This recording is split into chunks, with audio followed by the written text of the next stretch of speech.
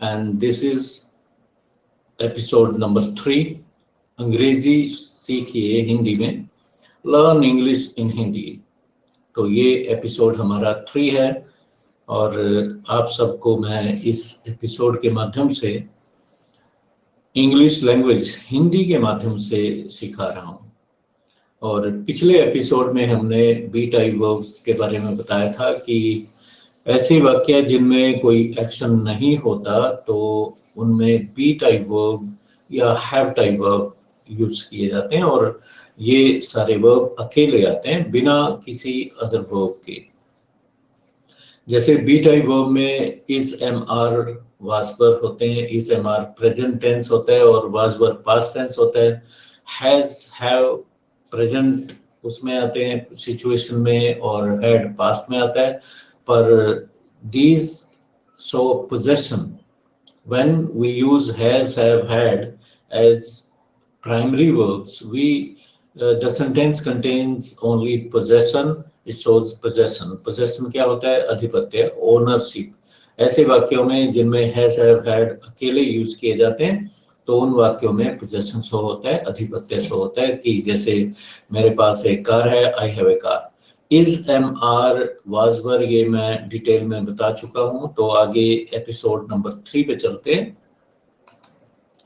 Some practice exercises on the use of is am are and was were, ये practice exercises हैं। पहले हम इन verb के बारे में डिटेल में आप सबको बता चुका हूं मैं, और अब आगे आपको बताता हूं। जब इनको अकेले बिना किसी और वर्ब के प्रयोग किया जाता है तो ये is am are be type verb primary verb के रूप में जाने जाते हैं। सेंटेंस है प्राचीन काल में मनुष्य असभ्य था। तो जनरल सेंटेंस है, एक्शन नहीं है इसमें, सिर्फ मनुष्य के बारे में बताया गया कि प्राचीन काल में मनुष्य कैसा था। तो पहले जिसकी बात हो रही है वो सब्जेक्ट होता है, जैसे मनुष्य इसमें सब्जेक्ट है मैन। वॉज था पास्ट टेंस में है तो वाज, मैन वाज असभ्य, मैन मनुष्य असभ्य था, इसकी इंग्लिश बनेगी मनुष्य था असभ्य। मनुष्य मैन था के लिए वाज यूज किया गया है और असभ्य अनसिविलाइज्ड, मैन वाज अनसिविलाइज्ड कब? प्राचीन काल में, इन द एंशिएंट टाइम। प्राचीन काल के लिए हम एंशिएंट यूज करते हैं। तो मैन वॉज असभ्य के लिए uncivilised in the ancient time. वह प्रकृति के प्रकोप से डरता था। वह कौन है? मैन। मैन के लिए ये शब्द आया हुआ है, प्रोनाउन वह। तो डरता था ये पैसिव में बनेगा, एक पैसिव नहीं है, दिस इज डरना, डरा हुआ आप यूज करोगे, एडजेक्टिव फॉर्म में यूज करोगे अफ्रेड को। ही वॉज अफ्रेड ऑफ, वह प्रकृति के प्रकोप से डरता था। पहले आपने बनाया वह डरता था, he was afraid of, he was afraid. Afraid के बाद ऑफ आता है, ऑफ व्हाट? प्रकृति का प्रकोप, नेचुरल कैलामिटीज। प्रकोप, नेचुरल कैलामिटीज जितनी होती हैं, आपदाएं होती हैं, संकट, उनको प्रकोप ही कहते हैं। He was afraid of natural calamities, right. वह बेघर था, he was homeless, बेघर, homeless, he was homeless। उसका जीवन कठोर था, उसका जीवन, his life था, was, his life was कठोर, hard, his life was hard। Mohan का पिता एक अमीर व्यक्ति था। मोहन का पिता, मोहन्स फादर था, was, मोहन्स फादर was एक अमीर व्यक्ति, a rich person। Mohan's father was a rich person। वह उच्च शिक्षा प्राप्त था, मीन्स हाईली एजुकेटेड था। he was highly educated, he was highly educated। वह संगीत का शौकीन था, वह संगीत का शौकीन था। शौकीन था इसकी इंग्लिश पहले बनेगी, he was fond, fond of, he was fond of music। संगीत क्या होता है? म्यूजिक। और शौकीन के लिए fond यूज करते हैं, he was fond of music। Sher Singh एक बहादुर शिकारी था। शेर सिंह था, वॉज, सिंपल कोई एक्शन नहीं है इसलिए वॉज वर्ब को हम अकेला यूज कर रहे हैं। ही वॉज एक बहादुर शिकारी, ए ब्रेव हंटर, शिकारी कौन होता है? Hunter. He was a brave Hunter. वह पानी में डुबकी लगाने और तैराकी करने में भी निपुण था। वह निपुण था, ये बनेगा पहले, बाकी ये बाद में लगेंगे जितने शब्द हैं। He was skilled, निपुण क्या होता है? कैपेबल, स्किल्ड किस चीज में? इन, स्किल्ड इन आया प्रपोजिशन, पानी में डुबकी लगाने। इन डाइविंग, डुबकी लगाना, डाइव करना होता है DIVE। He was skilled in diving and swimming, तैराकी क्या होती है? Swimming. He was skilled in diving and तैराकी, स्विमिंग। या आप ये भी कह सकते थे he was capable of diving and swimming। वह निडर था, he was fearless, he was fearless। वह तेज दौड़ने में सक्षम था। सक्षम की इंग्लिश क्या होती है? capable। he was capable of running fast, he was capable of running fast। वह तेज दौड़ने में सक्षम था, he was capable of running fast। और न्यूटन एक महान वैज्ञानिक था। न्यूटन था, न्यूटन वॉज एक महान वैज्ञानिक, ये फ्रेज लगेगी। Newton was a great scientist, Newton was a great scientist. वह कठिन परिश्रम का प्रेमी था, वह प्रेमी था, इसकी बनेगी he was a lover of, he was a lover of hard work. कठिन परिश्रम क्या होता है? Hard work. He was a lover of hard work. इस गांव के लोग अंधविश्वासी थे। इस गांव के लोग, ये पूरा सब्जेक्ट है आपका। The people of this village, the people of this village were, थे एक से ज्यादा है तो वर आएगा। The people of this village were superstitious, superstitious, super SUPER STITIOUS, superstitious. वे सब देश भगत थे। They were all, वे सब थे, they were all patriots। देशभक्त क्या होते हैं? पैट्रियोट। तो प्यारे विद्यार्थियों, ये जो एक्सरसाइजेस कर रहे हैं हम, तो इसमें वोकैबुलरी भी आपकी बढ़ती चली जाएगी और आपको डिटेल में ये सारा कुछ करने के बाद एक नॉलेज बनेगा आपका।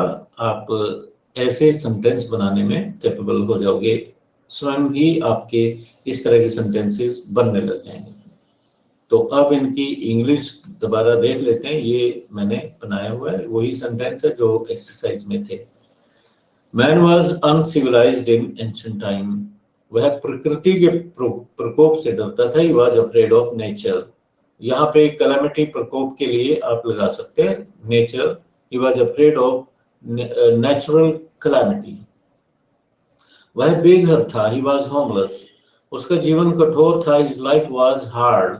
मोहन का पिता एक अमीर व्यक्ति था। Mohan's father was a rich person. वह उच्च शिक्षा प्राप्त था। He was highly educated.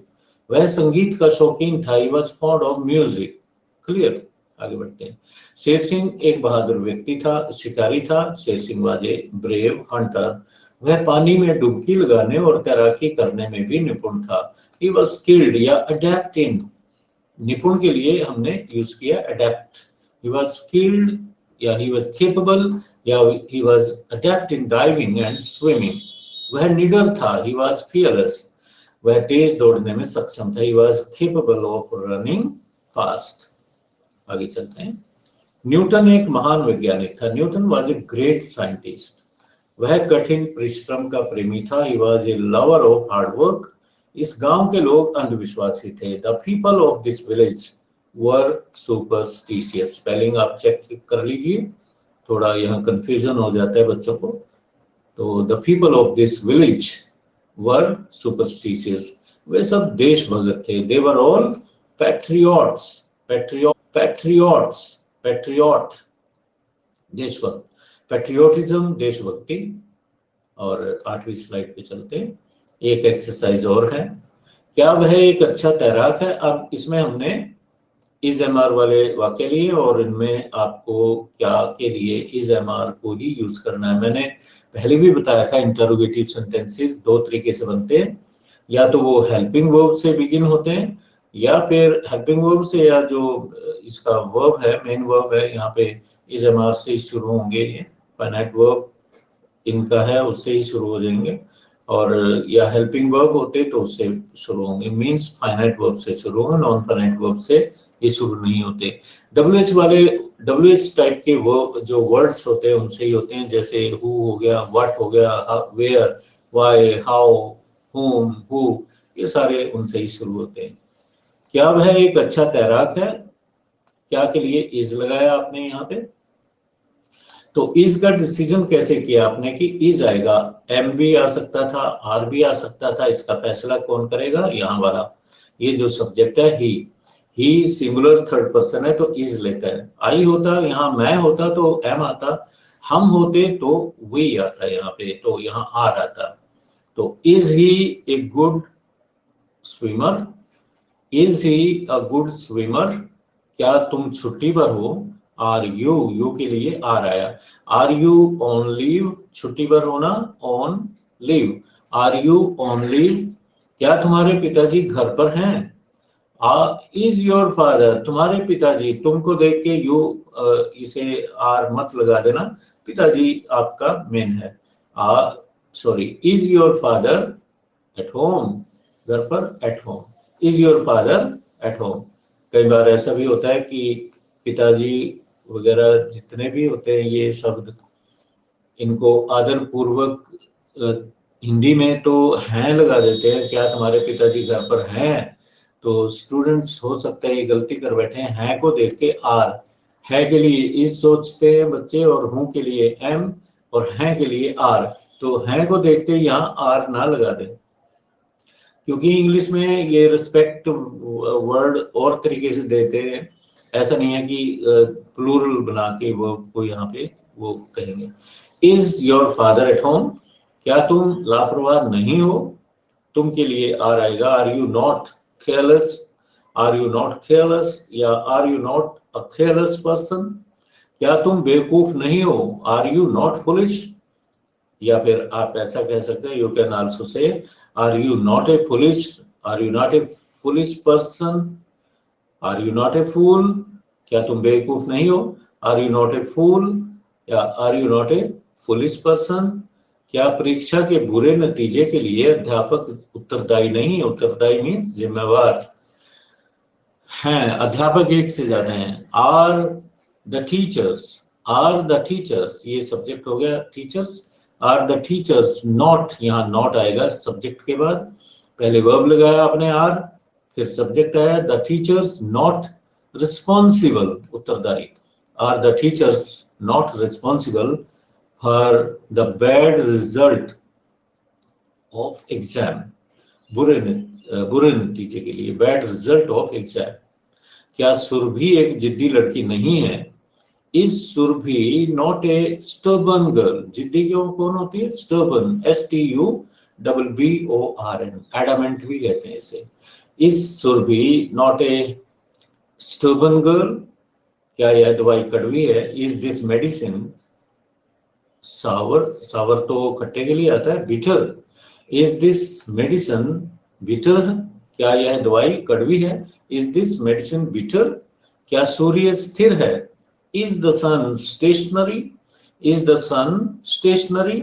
और ये स्टेशनरी दो होते हैं, एक में ई आती है बाद में और एक में ए आता है, तो दोनों का अंतर आगे समझाऊंगा मैं।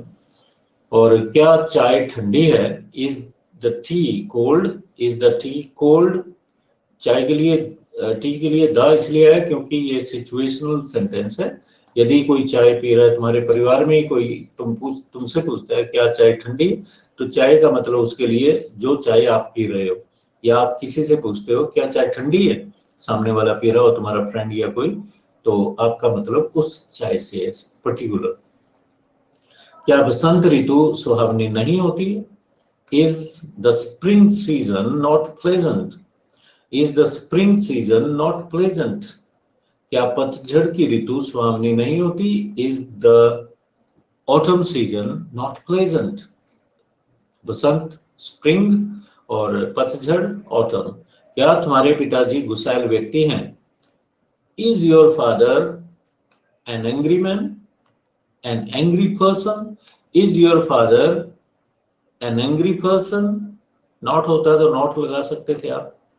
क्या वह कार खराब है? इज दैट कार, वह, यह होता तो दिस आता, दूर है वह, डिस्टेंस के लिए वह आता है सिंगुलर में, डिमोन्स्ट्रेटिव प्रोनाउन है। दिस एक से ज्यादा होता है तो दीज होता है। क्या ये कारें, दीज, और वो कारें, those. Is this car out of order, खराब के लिए आउट ऑफ ऑर्डर। क्या शर्मा जी एक चालाक व्यक्ति हैं? Is Sharma ji a clever person? Is Sharma ji clever person? तो इनकी आगे इंग्लिश है, आप फटाफट देख लो। Is he a good swimmer? Are you on leave? Is your father at home? Are you not careless? Are you not foolish? Are the teachers not responsible for bad results of exam? Is Surbhi not a stubborn girl? Is the medicine bitter? Is the sun stationary? Is the tea cold? Is the spring not a pleasant season? फिर आगे sentence है, is the autumn not a pleasant season? Is your father an angry person? Is that car out of order? Is Sharma ji a clever person? तो ये आपके 15 sentence हो गए।